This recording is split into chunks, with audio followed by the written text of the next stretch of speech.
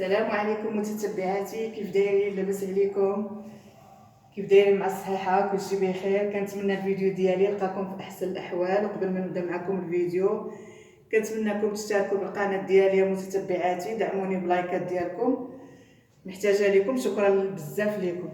اليوم بغيت نحضر معكم متتبعاتي واحد القناع او الماسك بالطين المغربي او الغاسول كيف ما كنقولوا ليه حنا. هاد الماسك متتبعاتي متكون من الطين المغربي والعسل. فكما كتعرفوا فالغاسول المغربي فهو كيحارب لينا التجاعيد وكيعمل على شد البشره وكيرطبها وكيعطيها واحد النضاره متتبعاتي وواحد الاشراقه، وكذلك كينقي لنا البشره من البكتيريا والشوائب وكيعالج لينا حب الشباب. وكذلك العسل فهو مرطب البشره ومفيد للبشره حتى هو كينظفها وكيحارب لينا التجاعيد متتبعاتي، لانه غني بالاملاح المعدنيه وكيخلي لينا بشرتنا ناعمه وكيساعدنا على ازاله الخلايا الجلد الميته. دابا بسم الله نبدا معكم في طريقه تحضير الماسك او القناع.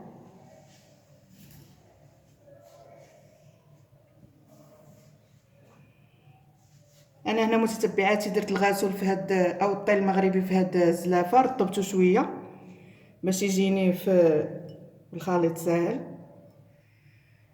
دابا غنضيف عليه معلقه ديال العسل. كما قلت لكم هذا الماسك او القناع متتبعاتي راه زوين للبشره، مفيد، كيعطي واحد النعومه والاشراقه للبشره. هيا معلقه عامره صغيره عامره بالعسل.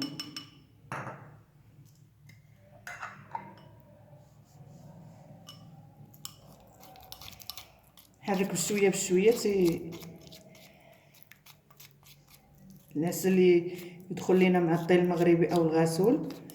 كما قلت لكم فالغاسول مفيد للشعر والبشره، راه زوين.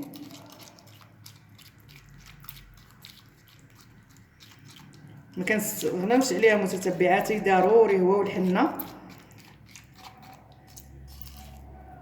هادو زوينين ما كنستغناوش عليهم، زوينين للشعر والبشره. صافي وغنضيف واحد شويه ديال الماورد، ها هو نضيف عليه ماورد. بسم الله، غير شويه.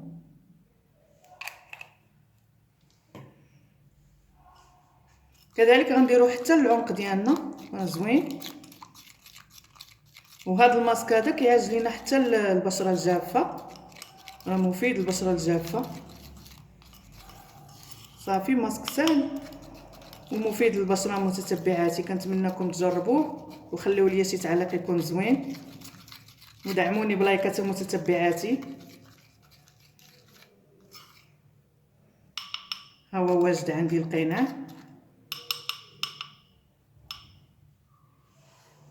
ها هو متتبعاتي. استعملوه البشره ديالكم مده 20 دقيقه، خليوه حتى ينشف هو العنق ديالكم، خليوه حتى ينشف صافي وغسلوا الماسك وبالصحه والراحه. ومن بعد متتبعاتي ملي تغسلوا وجهكم والعنق ديالكم نشفوه مزيان ورطبوه بالكريم اللي كتستعملوا، وبالصحه والراحه. تسناوني ان شاء الله في فيديوهات جايه وصفات اخرى.